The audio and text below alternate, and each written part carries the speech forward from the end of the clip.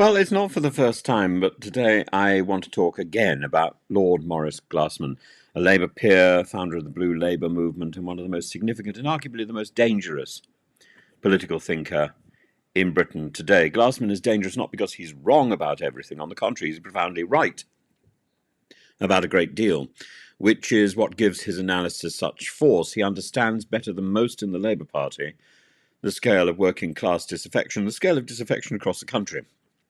He sees that voters are furious with a political class that promised control and delivers little. He's clear-eyed in recognising that the Conservative Party is, as he puts it, half dead, and that Reform UK is the real threat to Labour's base. I disagree with the last point. I think the natural threat to Labour's base is actually the Lib Dems, but Maurice Glasman is, in short, the man who's defined the coming political battle as Labour versus Reform. I think he's using his language proleptically. I think in the end we may well find it is Labour versus Reform, but not till the next election. And in the meantime, we should do everything to stop that happening. And that's precisely the problem. Because in framing this battle as a contest between who can own Brexit, who can best channel the rage and the desire for sovereignty and border control, Glasman traps Labour onto the terrain that Farage has chosen. He accepts Brexit as a given, a closed question, not a battlefield. He wants Labour to out-reform reform, and in doing so he ignores and even suffocates the real and necessary fight Labour must have, a battle not with Farage but with the Lib Dems and others over Brexit itself, because Brexit isn't settled. It's a foundational political question of our time. Let me explain. Glasman is right to see Farage as the most important British politician of the last 2 decades, even if, as I say, Glasman is the most dangerous person in politics at the moment. Farage delivered Brexit, and with it the collapse of the traditional Conservative Labour duopoly. His genius lay in understanding that questions of national identity, control of borders, and cultural alienation would overwhelm economic debate. And Glasman recognises this. He spent his career arguing that Labour cannot dismiss these issues as bigotry or nostalgia. That is his great strength. But in saying, as he does, the next election is Labour versus Reform, he hands victory to Farage, even if Labour wins, because it means Labour must accept the premise of Brexit and fight on Farage's ground. Labour becomes a battle that argues it can deliver Brexit better, fairer, or with more compassion, but cannot oppose it. The border must be shut. The Navy must patrol the Channel. And any discussion of rejoining the single market or customs union is off the table. That's not leadership. That is surrender. The second point is that Glasman claims the Tories are dead, and he may be right in the short term. They are ideologically exhausted, electorally humiliated, and led by a twit. But the real danger is that the Conservatives will reinvent themselves, as they have so often in the past, precisely by embracing a harder, more Faragean form of nationalism. In fact, if Braverman or Jenrick remain in power, they will almost certainly form an alliance, if not actually be totally subsumed into the Farage identity. Labour may find itself outflanked on its right, even as it tries to hold that ground. By contrast, the only genuine strategic threat to Labour's electoral dominance comes not from the right but from the centre. The Lib Dems remain the only national party that opposes Brexit. They are the only party that says the problem was leaving the EU at all, that all these absurd arguments about control were built on a lie. And here is the crux. Brexit is not settled. The British public is souring on it. Younger generations are overwhelmingly pro-European. Businesses want stability. Supply chains want frictionless trade. Universities want horizon funding.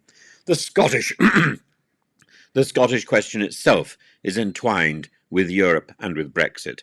But Labour cannot even discuss it if it accepts Glasman's framing. The third point. Glasman's Blue Labour project is a fascinating, even necessary corrective to New Labour's technocratic hubris. He talks about belonging, place, tradition, the dignity at work. He wants an industrial strategy. He's right about that, by the way. He wants to double the size of the army. I think he's right about that, too. He wants union membership on company boards. I don't necessarily think he's right about that, but I think union membership should not be in any way restrained. These are not trivial ideas. In fact, they're deeply attractive to many voters. but they come at the price of accepting a culturally reactionary politics that treats migrants as invaders, turns the navy on the channel, and fetishists sovereignty while ignoring interdependence. If socialism is one country with closed doors and a suspicious eye on the stranger, then socialism is something that has suddenly become aggressive in a slightly sinister, maybe even Soviet way. It is Labour, not as the party of international solidarity, but of defensive nationalism, and that is unattractive. Fourth, in conceding Brexit, Labour condemns itself to endless arguments about how tough it can be on borders, how many migrants it can keep out, how quickly it can deport people, and it will lose that argument because Farage will always be tougher, nastier, and more ruthless, and Reform's offer is simple. They will promise what cannot be delivered: zero migration, absolute control, and they have no they have no record that can be challenged. Labour can't out Farage, nor should it try. The fifth point, the real strategic fight Labour should be having is with the Liberal Democrats and with itself over what Brexit did to the country, what it means to repair it, how it can be repaired. That is the fight about the single market and the customs union, about rejoining even if incrementally, about recognising that Brexit has hollowed out our economy, strained the union, weakened our sovereignty, made us poorer, and it's a fight about telling the truth. Glasman will not fight that fight. He wants Labour to accept the lie and to deliver on it. That's why Glasman is a fool. The sixth point, for all his attacks on Farage, calling him a saloon bar Thatcherite and a Putin appeaser, Glasman validates Farage framing. Indeed, Glasman's been on television with Farage. He says Farage is right about borders, right about sovereignty, and he just wants Labour to do better. That is Glasman's fundamental error. Farage's victory was to make these questions the central terrain of British politics. Glasman's Labour versus Reform frame is a declaration that Farage has won the argument forever. That is why Glasman is wrong. Finally, Lord Glasman, why is he the most dangerous man in Britain? Precisely because he is clever, persuasive, and half right. He identifies the wound but prescribes the poison.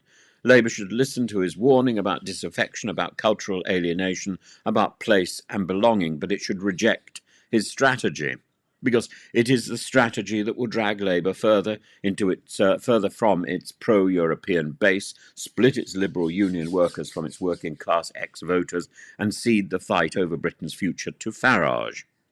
The real battle Labour must fight is not with Reform over who can deliver Brexit better, it is with the Lib Dems and others over whether Brexit should define us at all. That's the real fight. That's the fight Labour is afraid to have, and that is why Lord Glasman is, in my view, the most dangerous man in Britain. And by the way, Lord Glasman, like so many people in Labour, hasn't got a thought in hell about the farmers. I haven't mentioned farmers once in this video. And farmers feed our country. And if there is such a threat as exists from Russia and from other predatory nations eyeing our borders as enemies, then we need to make jolly sure that we have food on our table, don't we? And Glasman, like Farage, will be the first to take it off our table.